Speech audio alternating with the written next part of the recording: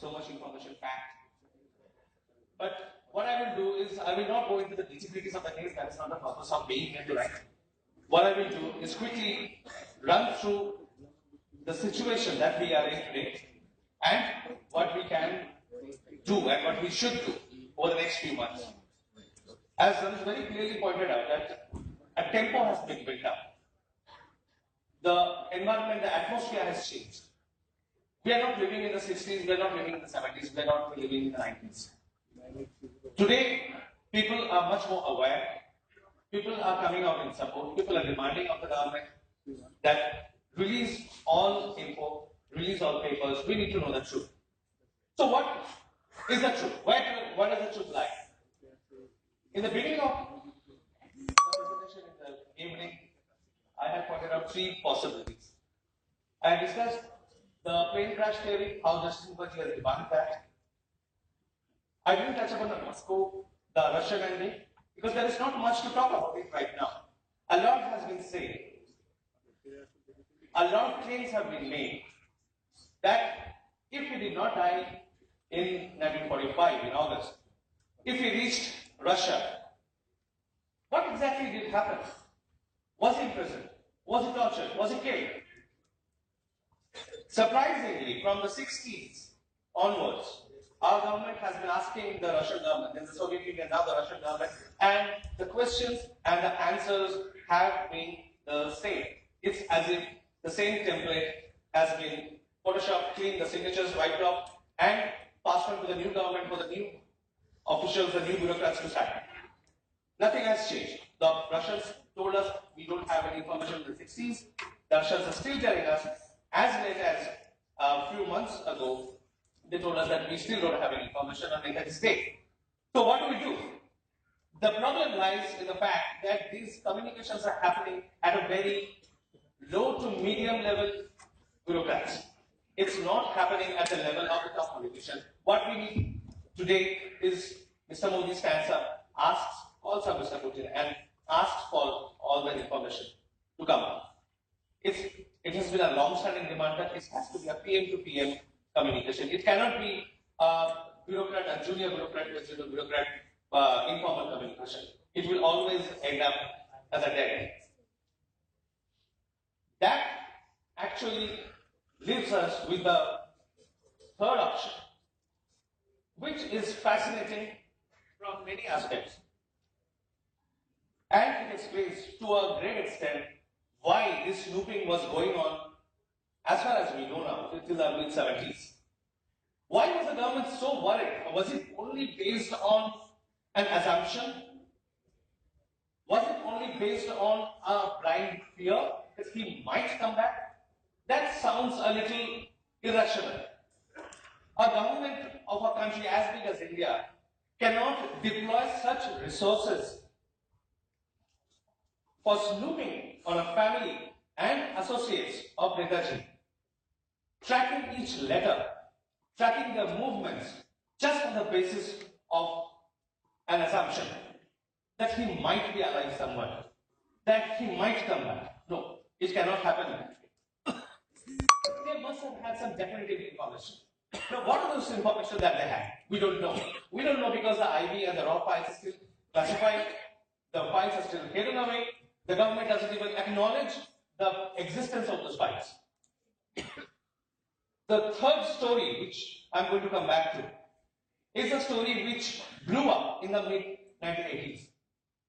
1985 September to be precise. In a small corner town of Uttar Pradesh, Faizabad, in the month of September, there was a huge chaos. Why? Because somebody known as Padewala Baba or Bhagwanji had passed away. People thronged the place where he lived. Media created a storm. Why? Because everybody thought, everybody put forward the hypothesis that this probably could have been Netaji Subhash Chandra Bose living incognito But that sounds fantastic. Why would a fiery personality like Netaji hide away, tucked in a corner in a little town in Faizabad and other cities as it later emerged, hiding away from everybody? Why wouldn't he contact his family? Why wouldn't he come out and claim his rightful position? What happened? So it was a veritable media storm. At that age, there was no electronic media like the way we have. I mean, it is fascinating if you just put yourself in this hypothetical situation. If what happened in 1985 in Faizabad happened today, what would have been the reaction? Just try to imagine the scale of it. What would have been the impact on the political establishment? Now, nothing of this sort happened. The story barely left Faizabad. But media has some impact. It's not without nothing. It's not just like that. They did their own investigation, came to their conclusion, particularly the series which the Northern India Patrika ran from December 85 to January 86, that had made a major impact. One of the persons who was very influenced and curious about the happenings was Netaji's niece, Lalita Bose, the daughter of Suresh Chandra Bose, who had differed from Shahnawaz Khan's report that Netaji had died. Now she ended up in Faizabad. She went through all the belongings of the man who was living there, who was known as Bhagwanji. And by the time the stories came out, he had assumed, this name of Gumnami Baba was ascribed to him. He became Gumnami Baba, that became the more famous name. Although, all his followers used to call him Bhagwanji, Gurudev, and many other names. Surprising things started happening. When people looked into the belongings, they were not finding only religious stuff. They were not finding malas. They were not finding only pictures of gods. They were finding material related to Indian politics. They were finding material related to Indian history. They were finding material related to geopolitical movements. They were finding material related to war strategy, letters, tons of letters, tons of newspapers with scribblings on them, with deep insight. As if somebody who's witnessing firsthand what is going on within the Indian decision at the highest level, the decision-making system. Somebody who knows the global leaders intimately, addressing them by first name, analyzing their movements, analyzing their decisions, analyzing the relations between countries, constantly talking about how India could improve, where Bengal should go, constantly thinking about only India and Bengal, their improvement, taking them ahead. So, while all these things were happening, surprisingly, perhaps not so surprisingly, the Uttar Pradesh government and the central government were very indifferent, as if nothing was happening, nothing was going on. So, when Lalita Bose met the then Chief Minister of UP, he refused to cooperate after a while. He sympathized. He assured that he will do something, but nothing was done. What she did was perhaps the best course at that time, which has borne fruit after 3 decades. She went to the High Court, the Allahabad High Court, and asked for preserving the belongings and for an inquiry. Immediately, the court saw through the logic, the reason in her appeal, and asked for preserving the belongings and creating an inventory, a list of the things. That list was made, the belongings were preserved, stored away in the district treasury. The case would have closed, died down there. But when Justice Mukherjee Commission was set up, and it was looking at different angles, there were plenty of Sadhu Baba stories. A holy man here, a holy man there. It was as if like India was churning out holy Subhas Boses every year. A new holy man here, a new Subhas Bose there. Every year there was a new person coming up. So some of them were looked into, Justice Mukherjee. Most of them were discarded right away because they had no basis. no substance. Some claims like the Shiopur Kalan, people from Shiopur Kalan, a small village in Madhya Pradesh, came and said, well, Netaji came with Hitler in a helicopter, the helicopter crashed. They walked down, Hitler went away, and Netaji came and had hid in a house. I mean, thank you. There was the intriguing case of Shalmani Sadhu, which went on for many, many years. The government has till date never clarified the identity of the person who was known as Swami Saradaran or the Sadhu of Shalmani. But why? That's what the government needs to answer. Did they not reveal his identity because they didn't know? But that is not the case. We have accessed some information, we have accessed some classified files.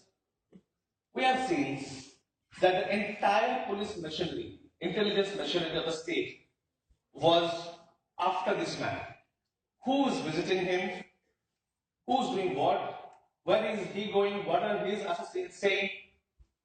Everything was being documented and reported back to the government headquarters here in Kolkata. That was being transmitted to the central government. People were following. Unofficially, leaders were being sent to find out the identity. Leaders like who? There was this person, a top Congress leader at that time, who also happened to be a very big revolutionary. Someone who guided the young Subhas into the Congress movement in 1921. His name was Surendra Mohan Bose. Surendra Mohan Bose was again a disciple of Chitrangjan Das, just like Subhas. But as time went by, they fell apart. Surendra Mohan Bose went to the Nehru camp, stayed there, got the benefits. Nehru sent Surendra Mohan Bose to find out. Surendra Mohan Bose went, spent a couple of days, came back, and wrote a long letter reporting each and every detail of the discussions they had. Why would Nehru send Surendra Mohan Bose to some odd sannyasi living in one corner of the country? Just because there is some hype, just because there is some public controversy, they could have just ignored it. They could have just brushed it aside. Or they could have sent a police force, got the ashram vacated, and ended that matter. Nothing of that sort has happened. It's still under wraps. So while this was going on, this kind of thing was going on, the Faizabad story was also happening. It was also developing. The two stories were developing parallelly. So, but while there was a big hype, big halla over the Shalmani's case, barely anybody knew about the Faizabad.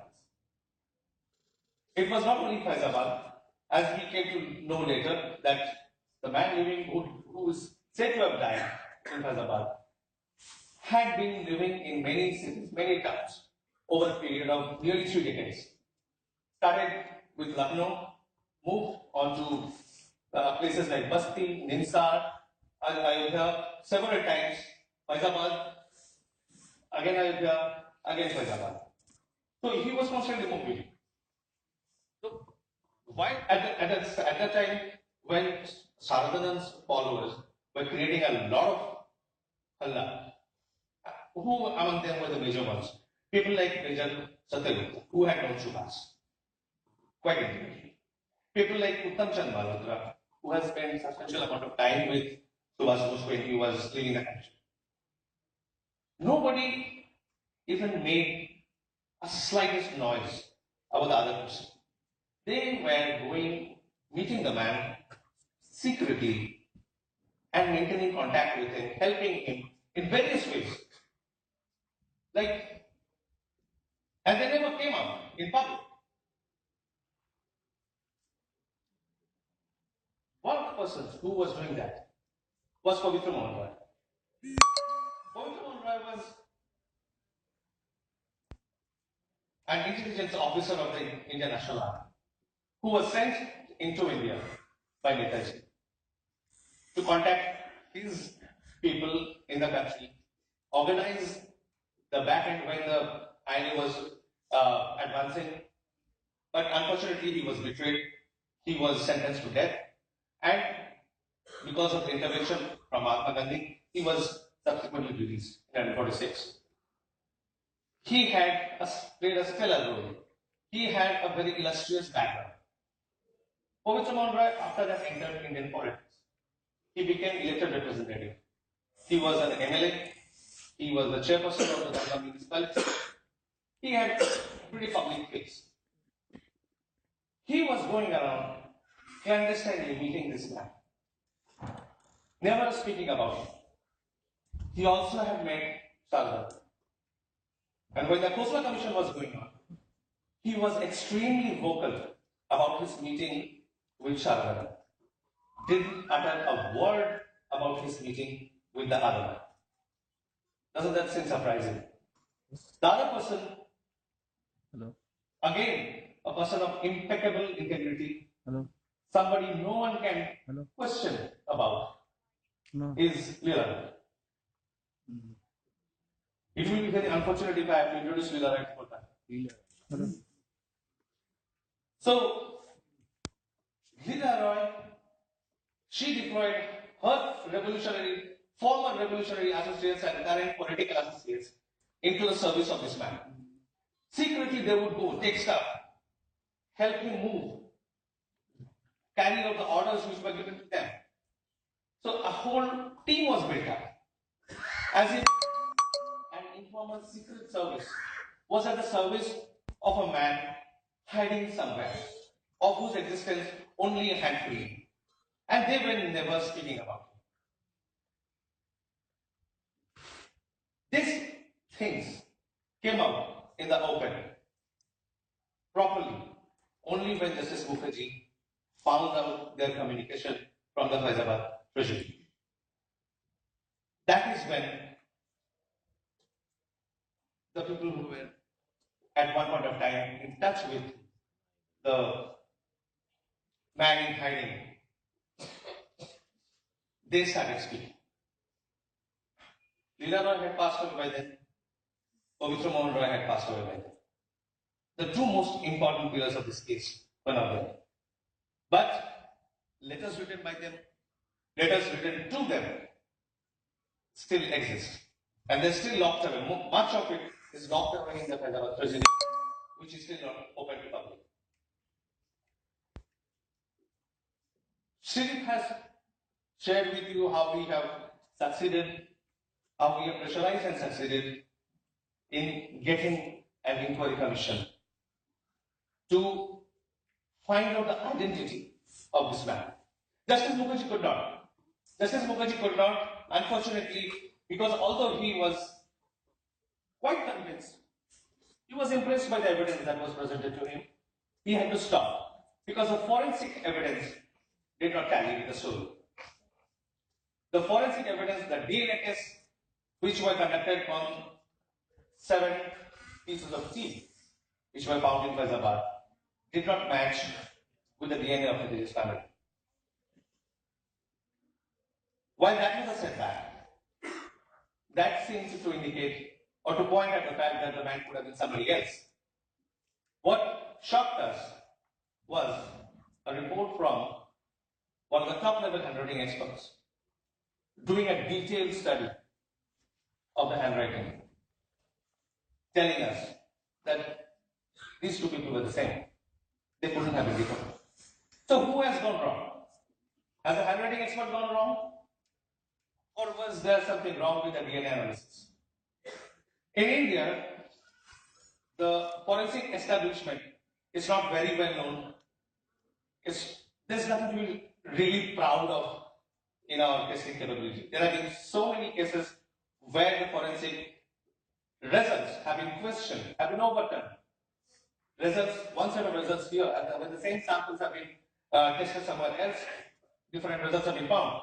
Or people have just not been able to trust our establishment and directly send results, the samples abroad to get them tested somewhere in the FBI probably.